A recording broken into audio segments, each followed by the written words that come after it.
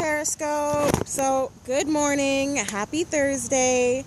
Just wanting to wish you guys a great and happy day. I'm just wanting to come at you when it was really pressed upon me today to come at you guys and let you guys know that you guys are stronger than your circumstances. And it all comes from the power of the mind and how you take things and how you interpret them. And really, you can change anything by your attitude, and you can change any circumstance by the way you take it and the way you go about really the way you act and all about your attitude, right?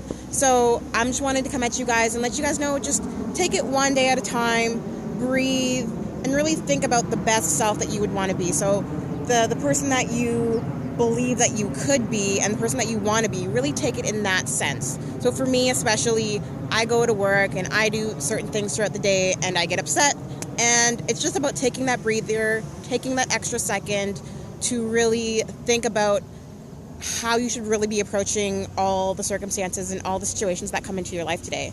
So have a great day, Periscope, and thank you. Bye.